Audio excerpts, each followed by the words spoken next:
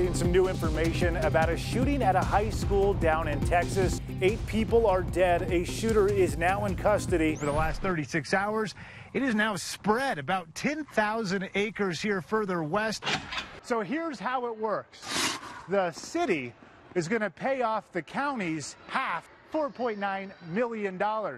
After spending the night with President Donald Trump at the White House, Josh Holt wakes up this morning a free man on U.S. soil for the first time now in nearly 2 years. The performance goes until mid-May, but depending on the demand, guys, we could see the show beyond. Look at that love. So it really, the demand. I'm looking into your eyes.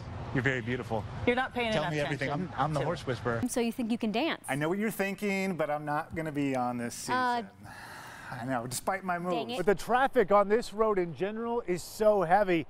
The danger for pedestrians walking across so high. The Rockets kept the Jazz at arm's length for most the second half until that play that you guys just saw. Jay Crowder missing the 3, and then Rudy Gobert put the putback in. And big news out of Harriman tonight. The city announcing it no longer wants protection from Unified Police.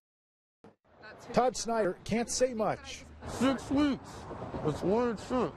6 weeks. It's like brutal. But Victoria Rock says the stitches, the bruising, and the 6-hour surgery on her boyfriend's face says everything. What he did was brave. She says the couple and some friends went out for drinks for her boyfriend's birthday, ending up here at the Jackalope. And these 2 males walked past us with a female. They had her by the arms, and they took her into the men's bathroom. The two say it was clear to see she was intoxicated. She tried coming back out, and they pushed her back in, and another 2 guys went in there. That's when I started banging on the door. They said, "Mind your business."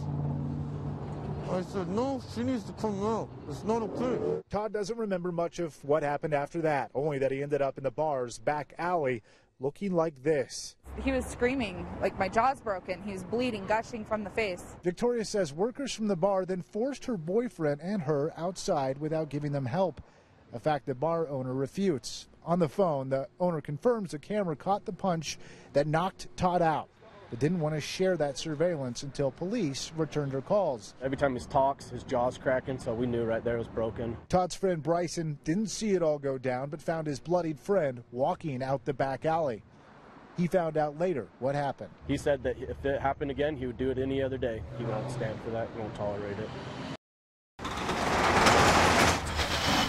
You'll have to excuse their excitement. It's huge, huge. More like out of this world. And you should be jacked up too. Okay. Because this weekend, anyone can look up and take it for a spin.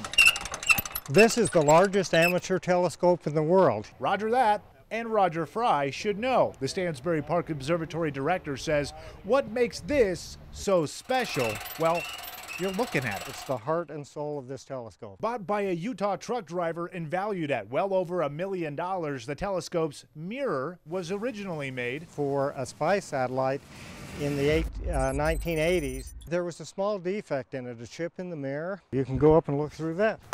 Yeah, sure, it looks pretty complicated, but if you're coming out this weekend, it really couldn't be much simpler.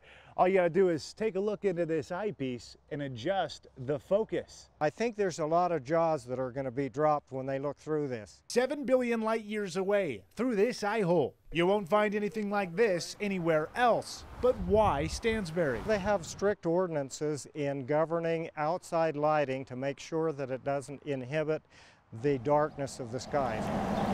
Hence why you won't find any street lights around town. Since the mid-70s, we've had a presence here. All part of the reason why the truck driver who bought the mirror and built the telescope lets Roger, the observatory, and now the general public use his telescope. It's a great event for us. But for now, back into the garage it goes. Funny how something out of this world can fit under a roof. In Stansbury, Jeff McAdam, Fox 13 News, Utah. This driver says he's just happy to be alive. I had ice everywhere. I had glass in my face. Notice the cuts and the bruises all over his arms? And then I also got one right here on my chest, but I'm not showing you that one. Dave Lombardi and his granddaughter can laugh it off now, but things got pretty scary after he climbed into his car Monday morning, turning onto the freeway ramp onto I-15. I was in the right lane. I don't even think I'd got up to 70 miles an hour yet. He says there was a semi-truck driver in the lane next to him. And then I glanced up there one more time, just as that sheet of ice was flying off the top of the truck. It's like it was in slow motion, and I didn't know what to do. The ice smashing through the front windshield. And I looked up like that, and I had blood coming all down my face. Here's Dave before the hospital. A CAT scan and a new windshield later. He's looking for the driver now of that semi. Not for revenge, just insurance purposes. I'm not mad at him. I don't have nothing against him. He's just doing his job. But other truckers weren't so willing to give a free pass. I thought maybe the driver should have been a little bit more meticulous about cleaning the top of his trailer before he took off. Eloy Collazo says a lot of truck stops have a car wash bay. Though a bit pricey, they can remove the snow from the top. He says a lot of truck drivers aren't allowed to climb on top to clean it themselves. As for situations like this, UHP says everyone is responsible for anything that flies off their car. Could we charge the driver for that? Yes. Would it stick in court? Maybe, maybe not. Yeah, well, Dave